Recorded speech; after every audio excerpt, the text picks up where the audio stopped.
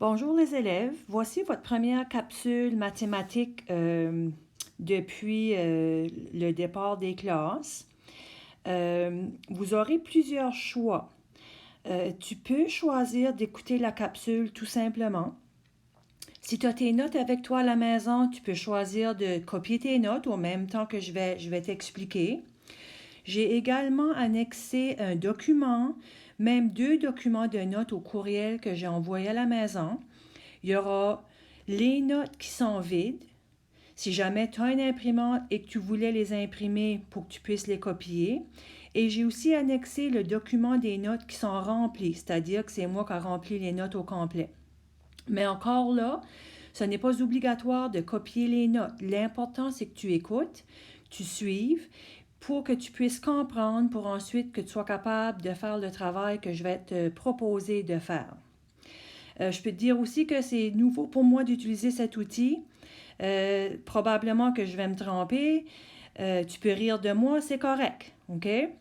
Donc, tu peux même m'écouter à plusieurs reprises. Tu peux reculer la vidéo si tu as besoin de réécouter les explications. Tu peux me mettre sur pause si tu as besoin de plus de temps si tu choisis de copier les notes. Donc, on commence. Aujourd'hui, le 15 avril, on va voir la section 3.12 des notes. On avait presque fini le bloc 3 au complet. Il nous reste la section 3.12 seulement. Vous allez vous apercevoir également que ça va m'arriver de sauter certaines sections ou certains exemples, mais on va faire presque la totalité des exemples du 3.12. La section 3.12, c'est pas complètement nouveau. On a travaillé ça déjà cette année un peu, sauf que là, ce qu'on va faire, dans cette section, on va ajouter des mots qui sont un peu plus spécifiques. Par exemple, on va parler de la valeur initiale, on va parler du taux de variation, mais tu as déjà travaillé ces valeurs sans même savoir ou peut-être être au courant que tu connaissais le vocabulaire. Puis peut-être que tu l'avais vu en 8e année également.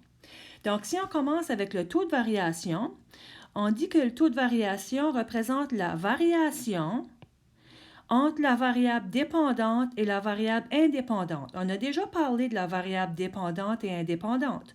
On a vu que la variable indépendante se trouvait toujours sur l'axe des x, tandis que la variable dépendante se trouvait toujours sur l'axe des y.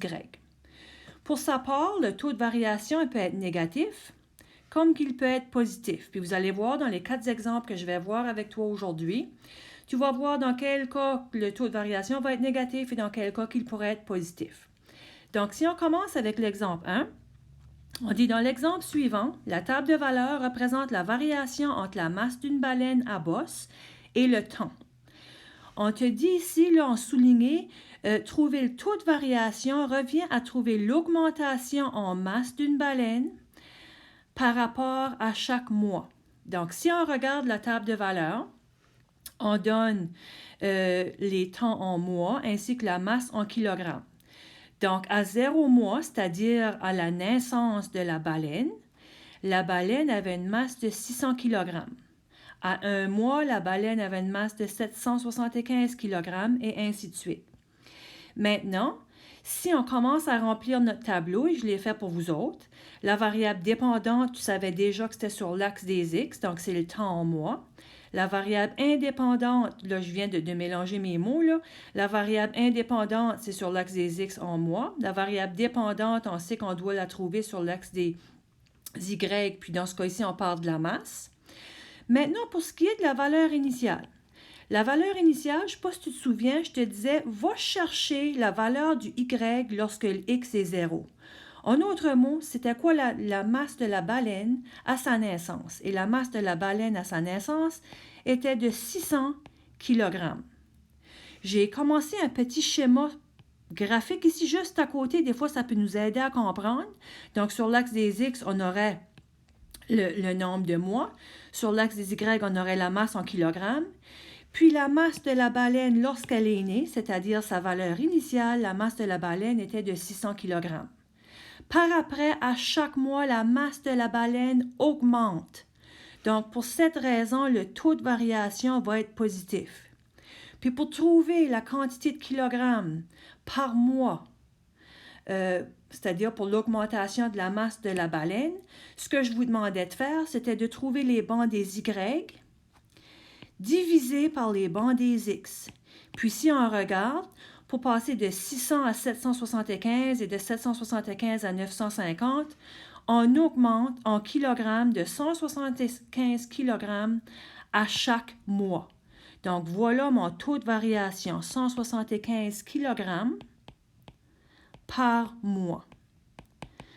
Puis, lorsqu'on a la valeur initiale et le taux de variation, là, c'est possible pour nous autres d'écrire l'équation qui représente cette relation ou cette fonction dans ce cas ici.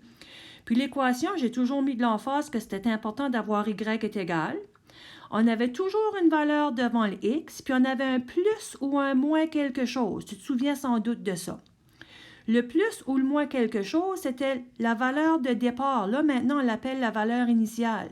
Donc, la baleine, elle avait une masse de 600 kg au début et son augmentation, voilà, était de 175 kg par mois. Donc, je pourrais aussi l'écrire comme ceci. La masse de la baleine était 600 kg à sa naissance, plus sa masse augmente de 175 kg par mois. Que tu l'écrives d'une façon ou d'une autre, c'est quand même, on veut dire la même chose. Tu l'écris de la façon qui est le plus facile pour toi. Donc, voilà votre premier exemple. Là, nous autres, ce qu'on doit faire, on doit vous présenter différentes façons de voir les différents scénarios. Fait, si on passe, était de 175, au prochain exemple, à l'exemple 2. Puis ici, je vois que c'est un peu moins clair, mais je pense que vous êtes capable de voir quand même.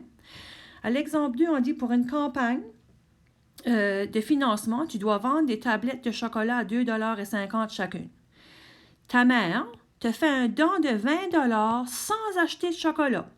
Peut-être qu'elle fait des allergies au chocolat, peut-être qu'elle suit une certaine diète.